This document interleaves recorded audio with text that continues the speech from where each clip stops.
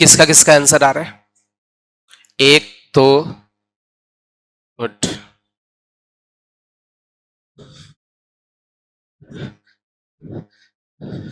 दिक्कत में तो मैं भी चला जा रहा हूँ। जब 11th वाला बच्चा हाथ उठा देता तो मुझे लगता मैं जब क्लास 11th में था मुझे इतना नहीं आता था।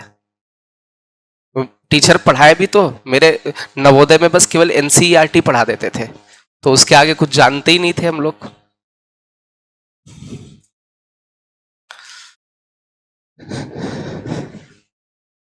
हाँ बेटा, कैसे किया आपने? दो बेटा, कितना बढ़िया लॉजिक। इसने कहा सर क्या निकालना है, क्या फाइंड करना है?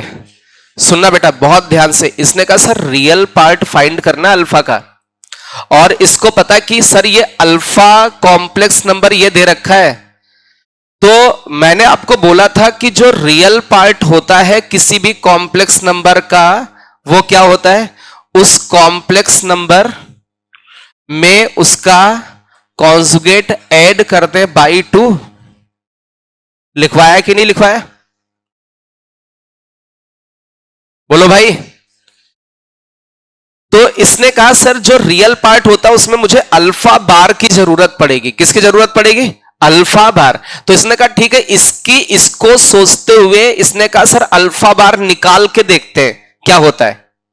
इसने कहा सर अल्फा बार निकाल के देखते हैं। तो इसने कहा कि सर ये अल्फा तो आपके सामने है, अल्फा कितना है बेटा, प्लीज बातें नहीं, z माइनस डब्लू का बार अपॉन में के स्क्वायर माइनस जेड डब्लू बार, ऐसा लिखा हुआ है क्या?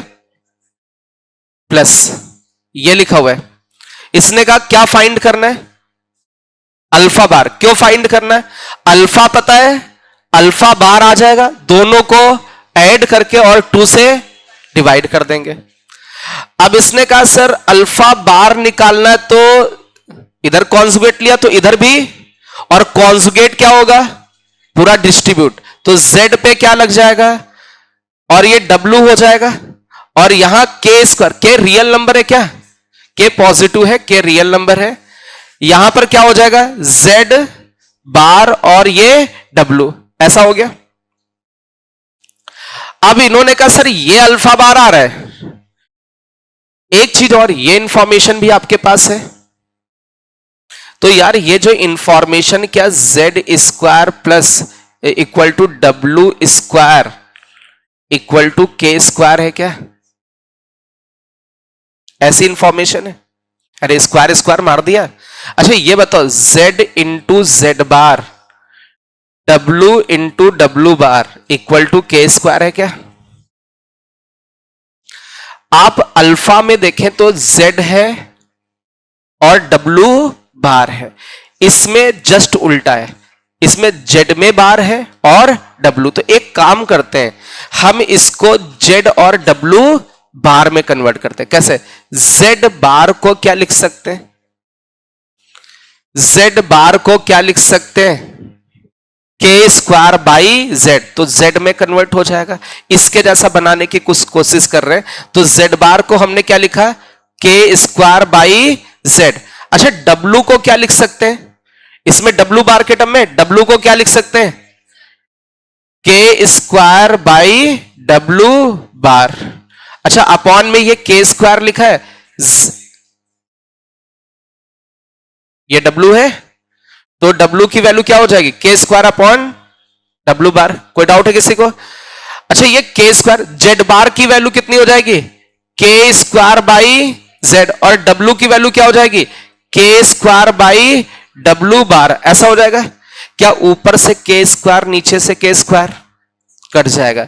इधर थोड़ा एलसीएम ले ले, क्या एलसीएम मिलेगा, z इंटू डब्लू बार, तो w बार इसको मिला, z इसको मिला, और जो एलसीएम है इसका क्या है, z w बार, इसका भी एलसीएम, दोनों ये इसको मिल जाएगा, तो ये हो जाएगा z w बार, और यहां क्या एक के स्क्वायर बचेगा, के स्क्वायर बचेगा क्या, ऐसा कुछ बच रहा है क्या, ये अल्फा बार है।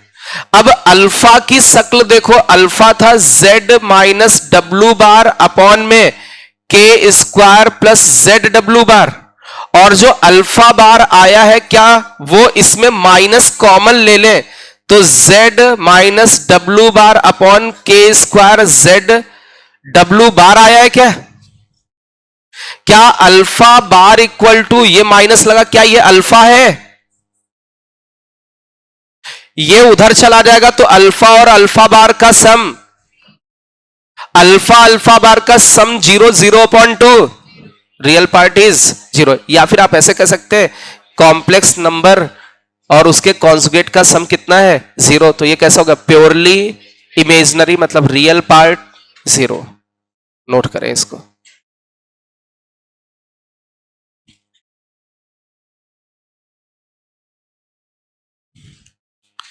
तो ये थोड़ा सा मैग्नीट्यूड को हमने कराने की कोशिश की, ऐसे क्वेश्चंस आगे चल के मिक्स होंगे। इसमें सबसे ज्यादा यही इंपॉर्टेंट दिख रहा है, alpha plus alpha bar by 2 क्या होता है रियल पार्ट, और क्या बताया था alpha minus alpha bar upon 2 iota क्या होता है इमेजिनरी पार्ट। इसमें नीचे आयोटा भी होता है, वो जो कैलकुलेट किया था उसमें तो आयोटा आया था। वैसे इमेजिनरी पार्ट वाई होता है, उसमें आयोटा नहीं लेते। रफ करें इसको।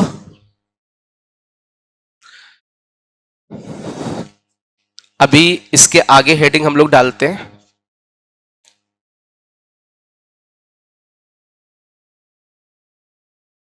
या फिर इसी को हम लोग नाम देते हैं एम्पलीट्यूड।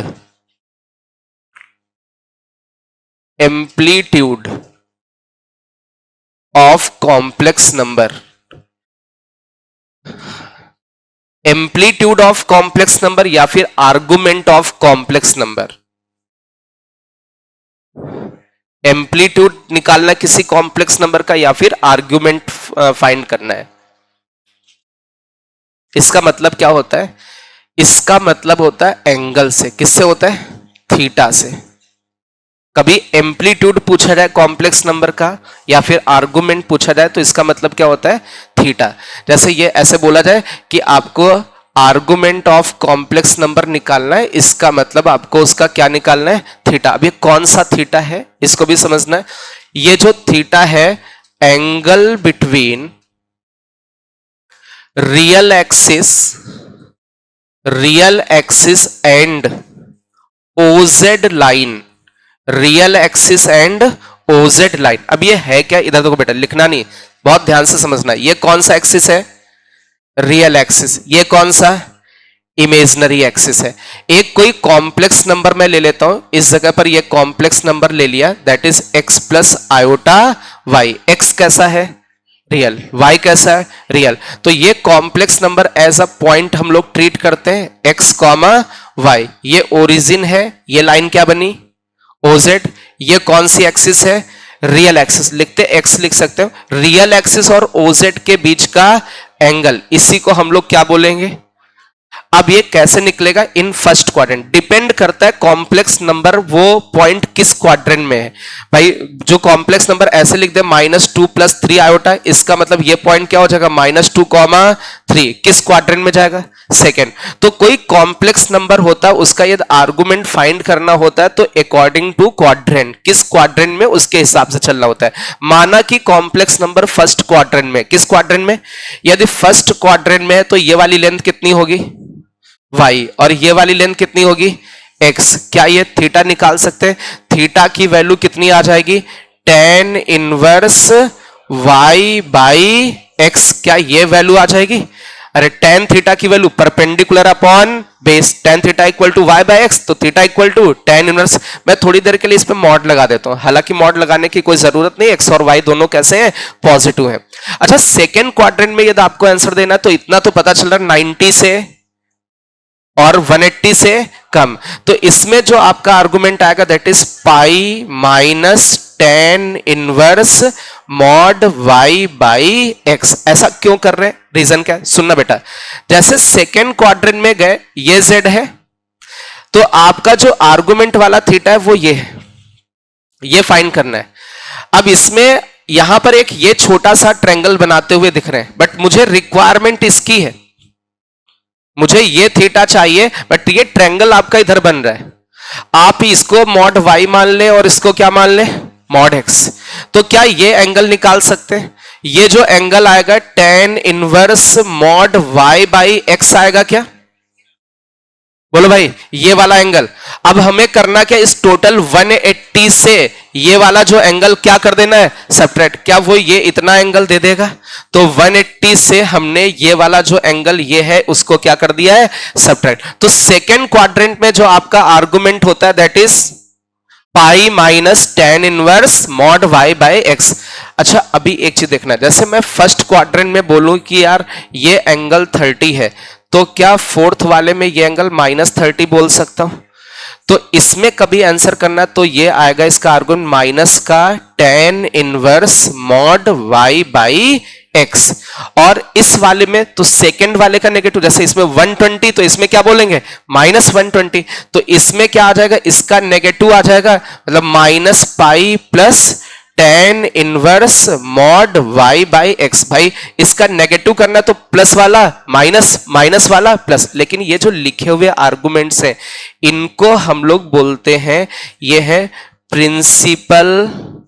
Principal argument. और जो प्रिंसिपल आर्गुमेंट होता है वो आपका माइनस पाई से पाई के बीच में रहता है, माइनस पाई से पाई के बीच में, ठीक है। मतलब जो भी आंसर करना है वो माइनस पाई से प्लस पाई, ये प्रिंसिपल। वहीं इसमें एक और टर्म यूज होता है, अभी लिखना नहीं, बहुत ध्यान से, लीस्ट आर्गुमेंट। क्या बोलते हैं, लीस्ट आर्गुमेंट भी कभी कभी पूछते हैं। अब ये लीस्ट आर्गुमेंट क्या होता है, इसका जो रेंज होता है वो 0 से शुरू होता है और कहां तक जाता है, 2 पाई तक जाता है। कहां तक जाता है, मतलब इसमें नेगेटिव आंसर नहीं करते हैं, जबकि प्रिंसिपल वैल्यू में माइनस पाई से प्लस पाई तक का आपका आंसर करना होता है। इस वाले केस में यदि आपको आंसर देना है तो बहुत ध्यान से समझना, ये रियल एक्सिस, ये इमेजिनरी एक्सिस। यदि आपको फर्स्ट क्वाड्रेंट में आंसर करना है, भाई यही सेम आंसर कर सकते हैं। ये जो आंसर लिखा हुआ क्या ये 0 से 90 के बीच में, तो 0 से 90 तो इसमें दे सकते हैं। मतलब फर्स्ट क्वाड्रेंट में जो आपका आंसर होगा that is tan inverse mod Y by X. अच्छा, ये जो आंसर लिखा क्या 180 से छोटा है? अरे बोलो भाई, और 90 से बड़ा, 90 से बड़ा 180 से छोटा, इसमें होगा कि नहीं होगा? मतलब जो प्रिंसिपल वैल्यू है वही आपकी कौन सी वैल्यू होगी, लीस्ट। मतलब इसमें क्या लिख सकते हैं, pi minus tan inverse mod Y by X. बस लफड़ा इन दोनों में आएगा क्योंकि इनमें ये नेगेटिव है और नेगेटिव आंसर नहीं कर सकते। थर्ड क्वाड्रेंट में हम लोग जाएंगे तो 180 से बड़ा, तो 180 से बड़ा होने का मतलब क्या, पाई प्लस कर देंगे, pi plus tan inverse mod Y by X लिख देंगे। अरे पाई प्लस मतलब 180 से बड़ा। और फोर्थ क्वाड्रेंट में जाएंगे तो 360 से छोटा, तो इसका मतलब 2 pi minus tan inverse mod Y by X कर देंगे क्या। अब एक चीज इसमें समझना, एक इसमें जनरल सॉल्यूशन भी होता है। क्या होता है, जनरल आर्गुमेंट। तो जनरल आर्गुमेंट क्या होता है, इसमें आप चाहे तो प्रिंसिपल वैल्यू में प्लस 2n पाई कर दें where n belongs to integer, या फिर आप ऐसा भी कर सकते हैं जो लीस्ट वैल्यू आई है उसमें भी 2n पाई जोड़ सकते हैं। आपकी मर्जी, चाहे प्रिंसिपल वैल्यू में 2n पाई जोड़ दीजिए या लीस्ट वैल्यू में। ऐसा क्यों, मेरी बात समझो, जैसे ये जो z है इसने रियल एक्सिस के साथ कितना एंगल बनाया, थीटा। इसको एक रोटेशन पूरा दे दीजिए तो 360 प्लस थीटा भी तो बोलोगे, फिर एक और रोटेशन दे दीजिए तो 720 प्लस थीटा। क्या 2n पाई जुड़ता जा रहा है, तो जितने भी दुनिया के ये एंगल्स बन सकते हैं सारे आते चले जाएंगे। तो इसको क्या बोलेंगे, जनरल आर्गुमेंट। तो आर्गुमेंट आपके कितनी तरीके के होते हैं, 3। एक कौन सा, प्रिंसिपल, कहां से कहां लाई करता है, माइनस पाई से पाई, पाई पर क्लोज, माइनस पाई पर ओपन। अच्छा, दूसरा लीस्ट आर्गुमेंट कहां से कहां तक, 0 से 2 पाई तक, 0 पर क्लोज, 2 पाई पर ओपन। जनरल आर्गुमेंट लिखना तो प्रिंसिपल वैल्यू में 2n पाई जोड़ दो या फिर लीस्ट आर्गुमेंट में 2n पाई जोड़ दीजिए, वो प्रिंसिपल आर्गुमेंट कहलाएगा। अच्छा, जैसे आपको फर्स्ट क्वाड्रेंट में आंसर करना है तो क्या करोगे, tan inverse mod Y by x. Second quadrant में pi minus tan inverse mod y by x. Principal argument दे रहे, थर्ड वाले में minus pi plus tan inverse mod y by x, fourth वाले में minus tan inverse mod y by x. इसमें समझ में आ रहा है? नोट कर लो स्पीड में। एक कॉम्प्लेक्स नंबर दे रहे हैं, उसका आर्ग्यूमेंट फाइंड करना है, जिनका लिख गया z equal to 1 plus cos 6 pi by 5 plus का आयोटा साइन 6 पाई बाई 5। ये एक कॉम्प्लेक्स नंबर है, इसका एम्पलीट्यूड फाइंड करना है। फाइंड एम्पलीट्यूड मतलब आर्गुमेंट फाइंड करना है। चलिए, आर्गुमेंट फाइंड करने के लिए सबसे पहले हमें क्या ऑब्जर्व करना पड़ता है? एक छोटा सा एग्जांपल देखो बेटा। जैसे हम आपसे बोले कि ये वाला कॉम्प्लेक्स नंबर है कुछ भी -1 प्लस √3 आयोटा, ठीक है। सिंपल सा एग्जांपल पहले देते हैं। इसको देखें तो ये एज अ पॉइंट आपका किस क्वाड्रेंट में होगा? किस क्वाड्रेंट में? x नेगेटिव और y पॉजिटिव। कौन सा? तो सीधे सीधे सेकेंड क्वाड्रेंट में आप क्या आंसर करते हैं? Pi minus tan inverse. मतलब आपको सबसे पहले ऑब्जर्वेशन में यही देखना होता कि किस क्वाड्रेंट में है, तो उसी हिसाब से आंसर लिख रहे हैं। फिर क्या लगाओगे? Mod y by x. X की जगह -1 बट +1 लिख दे रहे हैं क्योंकि मॉड तो ले ही ले रहे हैं। तो theta equal to pi minus tan inverse √3 60 मतलब पाई बाई 3, मतलब आंसर इज 2 पाई बाई 3। ये आर्गुमेंट आ जाएगा। ऐसा तो समझ में आ रहा होगा। अब इस वाले केस में ये लिखने की कोई जरूरत नहीं है। इस वाले में देखो, सबसे पहले तो बेटा प्लीज बातें नहीं, सबसे पहले तो ये देखना कि ये कॉम्प्लेक्स नंबर किस क्वाड्रेंट में, ये वाला नंबर कैसा, पॉजिटिव या नेगेटिव?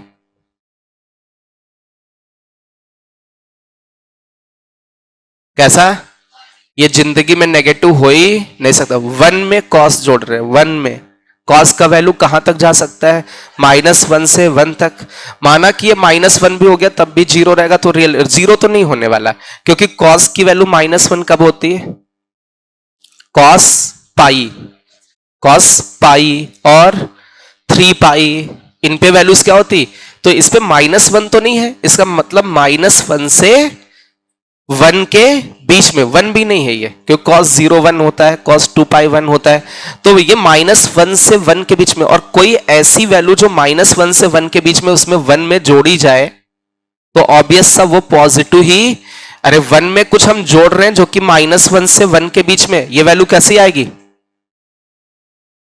अरे पॉजिटिव आएगी कि नहीं? यदि मैं ये बोलूं यार 1 में -2 जोड़ दीजिए तो नेगेटिव आ जाता है, लेकिन इसके बीच का कोई भी नंबर इसमें जोड़ोगे तो कभी नेगेटिव नहीं आएगा। तो रियल पार्ट कैसा है? पॉजिटिव। अच्छा ये वाला कैसा है? एंगल देखो साइन के अंदर कितना है? 180 से बड़ा, 270 से छोटा, मतलब कौन सा? थर्ड क्वाड्रेंट के हिसाब से साइन कैसा देगा वैल्यू? नेगेटिव। तो ये साइन वैल्यू कैसी दे रहा है? नेगेटिव। अब सुनना बेटा, रियल, ये जो आपका रियल पार्ट था वो कैसा? पॉजिटिव। इमेजिनरी पार्ट कैसा? नेगेटिव। तो ये आपका जो पॉइंट है कुछ इस तरीके का रिप्रेजेंट हो रहा है। किस क्वाड्रेंट में जाएगा? Fourth quadrant. मतलब अपना जो आंसर जाएगा वो फोर्थ क्वाड्रेंट। अब डिपेंड करेगा हम सोल्यूशन कौन सा लिख रहे हैं, प्रिंसिपल या लीस्ट। तो वहां ऑप्शन देख लेंगे कि कौन से ऑप्शन से 0 से 2 पाई के बीच वाले, या नेगेटिव वगैरह भी कुछ भी लिखोगे। हालांकि आप कुछ भी लिख दोगे तब भी आंसर निकल आएगा, चाहे लीस्ट लिख दो चाहे आप प्रिंसिपल वैल्यू लिख दो, तब भी लास्ट में आंसर सेम ही निकाल देंगे हम। देखना कैसे, माना कि प्रिंसिपल वैल्यू निकाल रहे हैं तो आर्गुमेंट ऑफ क्या निकालना है? z। हमें क्या लिखना पड़ेगा फोर्थ क्वाड्रेंट में? सबसे पहले माइनस, फिर क्या लिखेंगे? tan इनवर्स, फिर क्या लगाएंगे? मॉड y की value sine 6 pi by 5 upon x की value 1 plus cos 6 pi by 5। क्या इसमें थोड़ी सी ट्रिग्नोमेट्री अप्लाई करनी पड़ेगी? अब इसमें थोड़ा सा ट्रिग्नोमेट्री अप्लाई करें, ये इधर रफ कर दें। आप एक चीज दो, कभी आपको ऐसा लिखा हुआ दिख जाए भाई sine theta upon 1 plus cos theta, cos theta, ठीक है, ऐसा लिखा हुआ दिख जाए तो यार आप क्या लिखोगे, साइन थीटा को 2 sine theta by 2 cos theta by 2 और 1 प्लस कॉस थीटा को 2 कॉस स्क्वायर थीटा बाई 2। इतनी ट्रिग्नोमेट्री आ रही होगी। 2 से 2, साइन से साइन नहीं, कॉस से कॉस, क्या बचा, साइन अपॉन कॉस, मतलब कितना बच रहा है, टेन थीटा बाई 2, मतलब जो इसमें एंगल है उसका यहां हाफ एंगल है, तो इसमें बचता हुआ क्या दिख रहा है, माइनस का टेन इनवर्स। और मॉड के अंदर, किसके अंदर क्या लिखोगे, टेन एंगल का आधा, तो इसका एंगल का हाफ करोगे तो कितना बचेगा, 3 पाई बाई 5। अब एक चीज और देखो, मॉड लगा हुआ है तो अंदर वाला देखना पड़ेगा पॉजिटिव है या नेगेटिव है। इसका वैल्यू निकाल पाओगे क्या 3 पाई बाई 5 का, कितना, 108, 10 108 नहीं आता ना, पता है क्या, अरे 30 आता, 60 आता है, कुछ को तो 90 नहीं आता होगा, तो 108 क्या आएगा, अरे बोलो भाई कितना बन रहा है, 108 बन रहा है क्या, आता जाता, मुझे नहीं आता तो आपको कहां आ जाएगा, 10 108 डिग्री आता है, मुझे नहीं आता है, ठीक है। तो अब इसको हमें क्या करना पड़ेगा, क्या करना पड़ेगा, थोड़ा सिंपलीफाई, ये देखना पड़ेगा यार ये एंगल 108 है, मतलब किस क्वाड्रेंट में, टेन कैसा, नेगेटिव, मतलब मॉड हटेगा माइनस लगेगा, बात समझ में आ रही है, मॉड के अंदर नेगेटिव है ना, मॉड हटा माइनस लगा, दो कितना बढ़िया चल रहा है, माइनस लगेगा। इसमें किसी को कोई डाउट हुआ, इसमें डाउट हो तो पूछ लो, कई कैलकुलेशन में दिक्कत, टेन इनवर्स क्या करता है, अंदर वाला माइनस बाहर फेंक देता है, तो माइनस माइनस प्लस, अब बना क्या, टेन इनवर्स, अंदर क्या बना, टेन। अब आप तो बिल्कुल एकदम खुश हो गए, मन प्रफुल्लित हो गया कि भाई टेन इनवर्स से टेन, लेकिन ऐसा कटता पिटता ये सब गलत बात है ना, ऐसा जानते होगे। आप ये बताओ बेटा, टेन इनवर्स से टेन एक्स कब कटता है और कब एक्स देता है, जब x की वैल्यू माइनस पाई बाई 2 से पाई बाई 2। यार क्या बात, बढ़िया सब बोल रहे हो, सब पढ़ रखे हो, मैं लग रहा है वन शॉट है, तो बढ़िया चीज है, तो आ रहा है, तो अब सॉल्व करके बताओ फिर आंसर कितना आएगा, माइनस 2 पाई, फोर्थ क्वाड्रेंट में आना चाहिए, minus 2 by 2, minus 2 pi by 5, good. और बच्चे सोचो माइनस 2 पाई बाई 5 कहां से आ गया, वो तो दिख ही नहीं रहा है।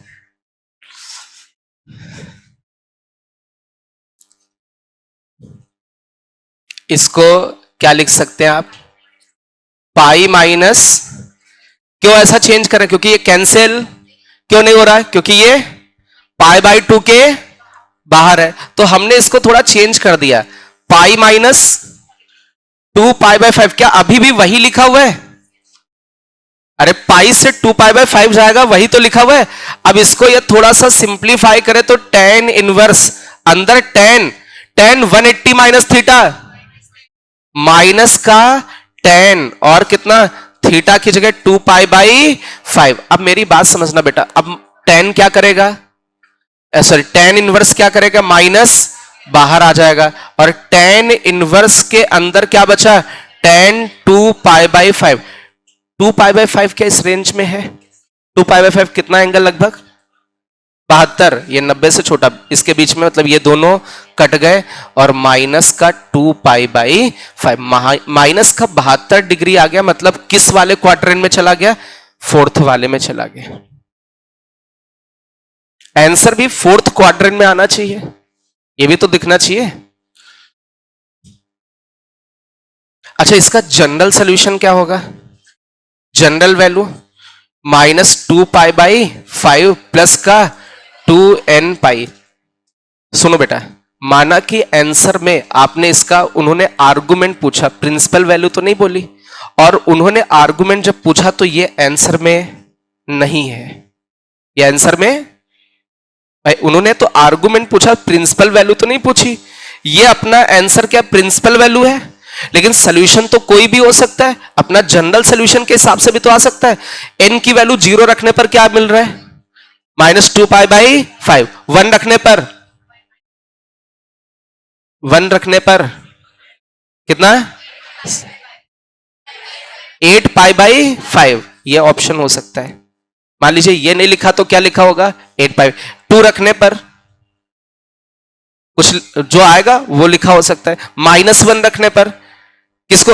n को सेट कर रहे हैं, n की वैल्यू -1, -2, -3, 0, 1, 2 ये पुट करते जा रहे हैं। यदि ऐसा जो निकाला ऑप्शन वो नहीं है तो इसके रिगार्डिंग कोई ना कोई मिल जाएगा ऑप्शन, ठीक है। तो ऐसा भी हो सकता है कि हमने ऑप्शन निकाला, मैच नहीं किया, तो हम जनरल वैल्यू के पास जाएंगे और n पटकने लगेंगे और वो आंसर आ जाएगा, ठीक है। चलिए अब इसमें इसकी प्रॉपर्टीज होती हैं, प्रॉपर्टीज ऑफ आर्गुमेंट,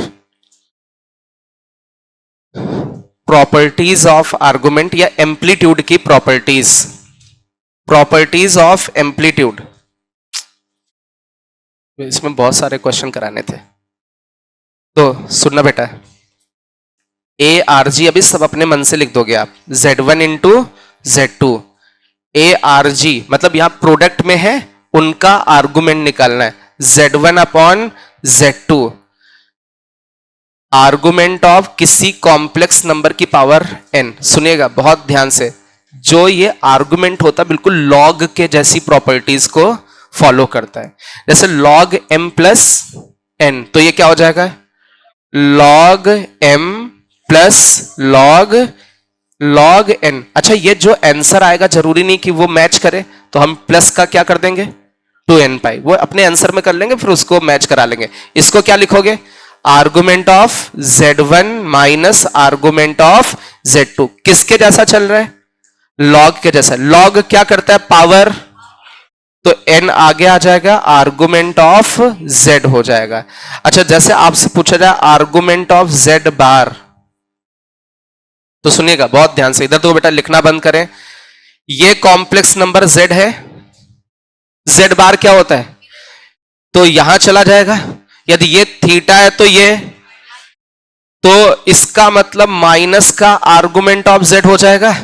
अरे जस्ट अपोजिट साइन के होंगे, ये 30 है तो ये -30 होगा, इसका मतलब इसका 30 तो इसका आर्गुमेंट -30 हो जाएगा, अपोजिट साइन के हो जाएंगे। नोट करें इसको स्पीड में।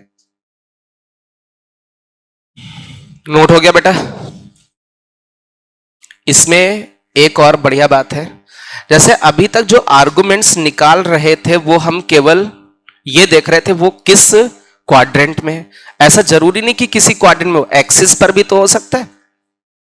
जैसे ये कॉम्प्लेक्स नंबर है तो इसका आर्गुमेंट एक्चुअल में ये पॉइंट कहां जाएगा? इस जगह जाएगा 2,0। यदि इसको ओरिजिन से ज्वाइन कर दोगे तो रियल एक्सिस के साथ कितना एंगल बन जाएगा? 0। यदि कॉम्प्लेक्स नंबर इस वाले एक्सिस पर है तो इसका आर्गुमेंट 0। कॉम्प्लेक्स नंबर इस एक्सिस पर है तो इसका आर्गुमेंट कितना? π/2 हो जाएगा। और कॉम्प्लेक्स नंबर इस एक्सिस पर है तो इसका आर्गुमेंट पाई हो जाएगा। ब्रैकेट में आर्गुमेंट उसका लिख रहे हैं। और कॉम्प्लेक्स नंबर इस एक्सिस पर है तो उसका आर्गुमेंट कितना? माइनस का π/2 या फिर 3π/2, वो 2n π जोड़ दीजिए उसमें, उसी हिसाब से एडजस्ट होने लगेगा। अच्छा, अब जैसे मैं आपसे ये बोलूं कि मैंने ये बोला कोई ये कॉम्प्लेक्स नंबर है या आर्गुमेंट ऑफ आपको निकालना है ARG ऑफ माइनस का बीटा, माइनस का where beta is positive, beta is positive real number. कैसा? Beta is positive real number. तो बीटा पॉजिटिव, उसके आगे क्या लगा? माइनस, तो ये क्या हो गया? नेगेटिव। तो ये नेगेटिव रियल नंबर है ना, तो नेगेटिव रियल नंबर कहां पर जाएगा? क्या इस जगह कहीं जाएगा? अरे बोलो भाई। तो इसका मतलब इसका आर्गुमेंट कितना हो जाएगा? पाई हो जाएगा। तो इसको नोट कर लें स्पीड में। तो एक्सिस पर भी आर्गुमेंट हो सकता है, आपको यह देखना होगा यह प्योरली रियल है या प्योरली इमेजिनरी है, तो वो किसी क्वाड्रेंट में नहीं होगा। अरे प्योरली रियल या प्योरली इमेजिनरी हो गया तो वो किसी क्वाड्रेंट में नहीं होगा। उसमें कोई फॉर्मूला लगाने की जरूरत नहीं है, आपको केवल ये ऑब्जर्व करना कि वो किस एक्सिस पर कॉम्प्लेक्स नंबर होगा।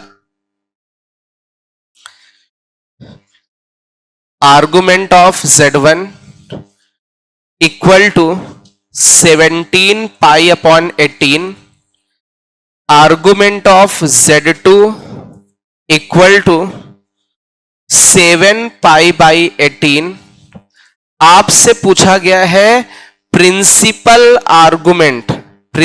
Argument of Z1 into Z2, Z1 into Z2 का प्रिंसिपल आर्गुमेंट पूछा गया है इस क्वेश्चन में। Z1 इंटू Z2 का प्रिंसिपल आर्गुमेंट। अब एक चीज दो बेटा, इसका आर्गुमेंट निकालना है। किसका आर्गुमेंट निकालना? Argument of Z1 into Z2 किसके जैसा ट्रीट होगा? लॉग के जैसा। क्या लिखोगे? Argument of Z1 plus argument of Z2। Z1 का आर्गुमेंट कितना है? 17 pi upon 18। Argument of Z2 कितना है? 7 पाई बाई 18। ऐड करके बताओ, कट करके बताओ। 4 पाई बाई 3 ऐसा आ रहा है। क्या ये प्रिंसिपल आर्गुमेंट है? ये प्रिंसिपल आर्गुमेंट नहीं है। क्यों नहीं है? क्योंकि पाई से बड़ा है, पाई से। तो हम क्या करेंगे? सुनिएगा, अब प्रिंसिपल नहीं आया बट प्रिंसिपल बनाना है, तो हम लोग क्या इसको कर देंगे? जनरलाइज कर देंगे। अब हम लोग वैल्यू n की पुट करेंगे कि अपना रिजल्ट किसके बीच में आ जाए? माइनस पाई से पाई के बीच में। जैसे 0 रखने पर तो कोई इफेक्ट ही नहीं पड़ेगा, 1 रखने पर और बड़ा हो जाएगा। -1 रख के देखें, यदि -1 रखोगे n की वैल्यू तो -1 रखने पर यह कितना बन जाएगा? माइनस का 2 पाई बाय 3। क्या ये माइनस पाई से पाई के बीच में है? इसका मतलब ये प्रिंसिपल वैल्यू। मान लीजिए प्रिंसिपल वैल्यू नहीं आई तो हम उसको क्या कर देंगे? जनरलाइज। फिर n के हिसाब से हम उसमें क्या कर लेंगे? उसको प्रिंसिपल वैल्यू में कन्वर्ट कर लेंगे। आई होप ये बात समझ में आ रही होगी। एक कॉम्प्लेक्स नंबर है z equal to 2 plus 2√3 plus का 2 आयोटा की पावर 8 अपॉन में 1 माइनस आयोटा की पावर 6 प्लस का 1 प्लस आयोटा की पावर 6 अपॉन में 2√3 माइनस 2 आयोटा की पावर 8। इसका आपको आर्गुमेंट फाइंड करना है, इसका एम्पलीट्यूड फाइंड करना है। 2√3 प्लस 2 आयोटा की पावर 8 अपॉन 1 माइनस आयोटा की पावर 6, 1 प्लस आयोटा की पावर 6, 2√3 माइनस 2 आयोटा की power 8। Find argument of this complex number. Question note हो गया? चलो बेटा लिखना बंद करो अभी, इधर समझो पहले। ये वाला नोट हो गया था? इधर समझो बहुत ध्यान से। जैसे मैं आपसे बोलूं यार 1 प्लस आयोटा, ये लिखा हुआ है, इसका आर्गुमेंट क्या होगा? अरे ये पॉइंट क्या लिखा है? 1,1 लिखा हुआ है। कौन सा क्वाड्रेंट है? आंसर क्या लिखोगे? tan inverse 1/1। tan इनवर्स 1 मतलब π/4 है। यदि मैं इसका ये समझ में आ रहा है ना? इतना तो सेट समझ में आ रहा होगा भाई। थीटा की वैल्यू कितनी आ रही है? π/4। पक्का निकाल सकते हो। फर्स्ट क्वाड्रेंट है tan इनवर्स 1/1। tan इनवर्स 1 की वैल्यू π/4। मैं इस कॉम्प्लेक्स नंबर में कुछ करने वाला हूं, इसको मल्टीप्लाई करने वाला हूं, मल्टीप्लाई बाय कोई भी पॉजिटिव नंबर, दुनिया का कोई भी पॉजिटिव नंबर हो, मल्टीप्लाई बाय पॉजिटिव नंबर। मैं 5 से मल्टीप्लाई कर दूं तो आप किसी से भी करके देखना। ये क्या बनेगा? 5 प्लस। अब मैं आपसे पूछूं कि यार इसका आर्गुमेंट बताओ, वही आएगा। क्यों? क्योंकि आप बोलेंगे सर फर्स्ट क्वाड्रेंट ही तो है, इमेजिनरी पार्ट कितना, रियल पार्ट कितना? 5/5 1, tan इनवर्स 1 π/4। मतलब किसी कॉम्प्लेक्स नंबर को यदि पॉजिटिव नंबर से मल्टीप्लाई कर दिया जाए तो उसके आर्गुमेंट पर कोई इफेक्ट नहीं पड़ता। पहले तो ये लाइन नोट कर ले, किसी कॉम्प्लेक्स नंबर को यदि पॉजिटिव नंबर से मल्टीप्लाई कर दिया जाए तो उसके आर्गुमेंट पर इफेक्ट नहीं पड़ता है। There is no change in argument if we multiply any complex number by positive number, positive real number. वैसे इमेजिनरी वगैरह पॉजिटिव बात ही नहीं करते उसमें, वैसे भी पॉजिटिव नंबर का मतलब रियल नंबर हो जाता है। अपनी भाषा में लिख लें, इंग्लिश में लिख लें, हिंदी में, जैसा भी समझ में आए। There is no change in argument of complex number if we multiply any complex number by positive number. किसी कॉम्प्लेक्स नंबर के आर्गुमेंट पर कोई इफेक्ट नहीं पड़ता यदि उस कॉम्प्लेक्स नंबर को किसी पॉजिटिव नंबर से मल्टीप्लाई कर दें तो। जैसा भी आपको समझ में आ रहा अपनी भाषा में लिख लें। तो अब इस वाले क्वेश्चन को थोड़ा थोड़ा समझ सकते हैं, आप कर सकते हैं। सबसे पहले कोशिश क्या करेंगे, स्टैंडर्ड फॉर्म। अरे ऐसा फॉर्म दिखेगा तभी तो आप आर्गुमेंट निकाल पाओगे। अरे ये तो पता चले कि क्वाड्रेंट कौन सा है, ऐसा फॉर्म दिखना चाहिए ना। रियल पार्ट अलग दिखना चाहिए, इमेजिनरी अलग दिखना चाहिए, फिर उसमें देखेंगे वो पॉजिटिव है कि नेगेटिव, कौन सा क्वाड्रेंट होगा। अभी इसमें तो कुछ दिख ही, और आर्गुमेंट अलग अलग भी नहीं कर सकते, बीच में क्या लगा है, प्लस। तो जैसे argument of Z1 plus Z2, तो इसमें कोई लॉग की प्रॉपर्टी भी यूज नहीं होती। ये तो होता नहीं कि लॉग अलग अलग हो जाता है, अरे लॉग तो अलग अलग नहीं होता है ना, ऐसा कोई प्रॉपर्टी लॉग की नहीं होती, तो ये तो लफड़ा हो जाएगा। इसलिए हमें यदि इसका आर्गुमेंट निकालना तो सबसे पहले सिंपलीफाई, टेक एलसीएम ले लीजिए, एलसीएम लीजिए बेटा स्पीड में। एलसीएम लोगे तो नीचे 1 माइनस आयोटा की पावर 6 इंटू 2√3 माइनस 2 आयोटा की पावर 8 हो जाएगा। ऊपर देखो, इधर इधर देखो बेटा, लिखना बंद करो, मल्टीप्लाई नहीं करना है, इसको इससे मल्टीप्लाई किया।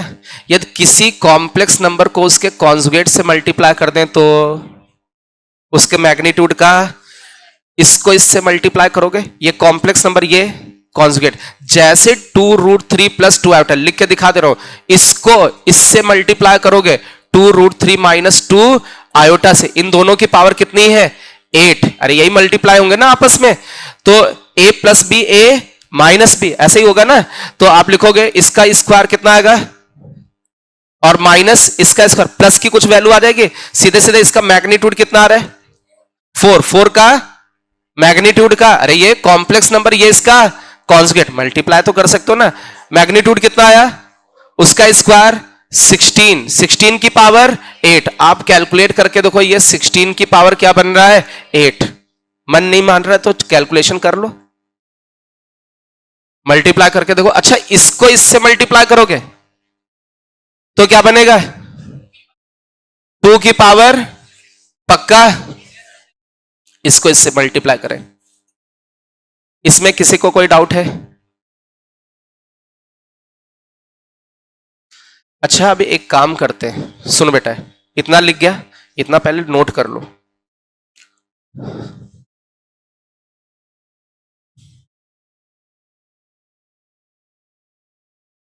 अब इस कॉम्प्लेक्स नंबर की जगह हम दूसरा कॉम्प्लेक्स नंबर लेने वाले हैं। सुनना है, इधर देखना बहुत ध्यान से। इस z का क्या निकालना था, अच्छा मैंने एक दूसरा कॉम्प्लेक्स नंबर Z1 लिखा। सुनना बेटा, मैं ये पॉजिटिव नंबर गायब कर देता हूं, मैंने लिखा 1/1 माइनस आयोटा की पावर 6 इंटू में 2√3 माइनस 2 आयोटा की पावर 8। क्या ये कोई दूसरा कॉम्प्लेक्स नंबर है? अरे कॉम्प्लेक्स नंबर तो अलग है ना, लेकिन आर्गुमेंट सेम। क्यों? क्योंकि इस Z1 को यदि किससे मल्टीप्लाई कर दे, इस नंबर से, तो ये कॉम्प्लेक्स नंबर बन रहा है। तो पॉजिटिव नंबर से मल्टीप्लाई करने पर या डिवाइड करने पर वैल्यू पर कोई इफेक्ट नहीं पड़ता है। तो जितना इस Z का आर्गुमेंट है उतना ही Z1। तो Z का ना निकाल करके हम किसका निकालेंगे, Z1। क्यों Z1 का? क्योंकि Z1 थोड़ा सा आसान कैलकुलेशन में। इतनी बात समझ में आई? तो यहां साइड में लिख देना कि भाई आर्गुमेंट ऑफ Z1 और आर्गुमेंट ऑफ Z क्या होंगे, सेम होंगे। क्यों सेम होंगे? क्योंकि हमने पॉजिटिव नंबर से डिवाइड किया या मल्टीप्लाई किया, कोई इफेक्ट नहीं पड़ेगा। अब ये नया कॉम्प्लेक्स नंबर बन गया, इसका आर्गुमेंट निकालना है। अब तो लॉग भी लग जाएगा, लॉग लेने पर, या फिर लॉग ना लगाएं। सुने, हमने क्या किया, इस कॉम्प्लेक्स नंबर पे 1 प्लस आयोटा की पावर 6 से ऊपर मल्टीप्लाई और 2√3 माइनस 2 आयोटा की पावर 8 से भी ऊपर मल्टीप्लाई, मतलब इसके कॉन्जुगेट से ऊपर मल्टीप्लाई, तो नीचे भी तो मल्टीप्लाई करेंगे, तो ये कितना बन जाएगा 2 की पावर, अरे इसको 1 प्लस आयोटा की पावर 6 से मल्टीप्लाई कर दें, इसको इसके कॉन्जुगेट से मल्टीप्लाई कर दें तो क्या बन जाएगा 16 की पावर 8।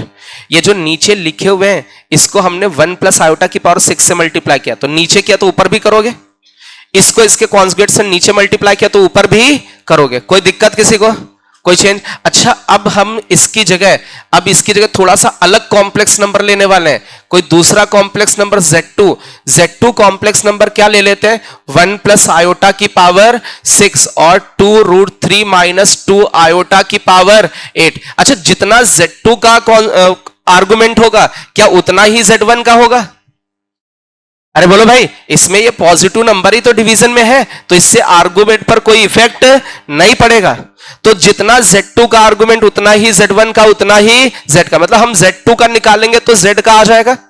अब हम लोग लॉग आर्गुमेंट लॉग वाला ले लें, प्लस, अच्छा ये प्लस है, ठीक है ये प्लस है। अच्छा अब हम लोग बहुत ध्यान से देखो, ये क्या कॉम्प्लेक्स नंबर मल्टीप्लिकेशन में हमने इधर कहा आर्गुमेंट ऑफ क्या निकालना है Z2, तो इधर आर्गुमेंट ऑफ 1 प्लस आयोटा की पावर 6 अलग और आर्गुमेंट ऑफ 2√3 प्लस 2 आयोटा की पावर 8 अलग। अरे भाई ये कॉम्प्लेक्स नंबर मल्टीप्लिकेशन में लॉग लोगे तो प्लस में टूटते, अरे लॉग के जैसा चलेगा ना। आर्गुमेंट ऑफ Z2, आर्गुमेंट इस पूरे का लोगे, ये एक कॉम्प्लेक्स नंबर अल्फा, ये बीटा, तो अल्फा इंटू बीटा का आर्गुमेंट क्या होगा अल्फा का आर्गुमेंट प्लस बीटा का, पावर क्या आगे आ जाएगी 6 आ गया है, 1 प्लस आयोटा का आर्गुमेंट, अरे फर्स्ट क्वाड्रेंट है अभी बताया था, दैट इज π/4। अच्छा क्या 8 आगे आ जाएगा, ये कौन सा क्वाड्रेंट फर्स्ट, यार imaginary part upon real part करो 1/√3, 1/√3 मतलब π/6, जोड़ के बताओ कितना आया, कितना 17 π/, क्या ये प्रिंसिपल आर्गुमेंट है, प्रिंसिपल नहीं है तो हम इसमें कितना जोड़ दें 2n पाई, यदि वो प्रिंसिपल पूछेंगे ऑप्शन में तो जोड़ना, नहीं तो यही आंसर है। अब क्या इसको प्रिंसिपल में कन्वर्ट कर सकते हैं, 0 रखने पर तो वही आएगा, 1 रखने पर और वैल्यू बढ़ जाएगी, -1 रखने पर, n की जगह -1 रखने पर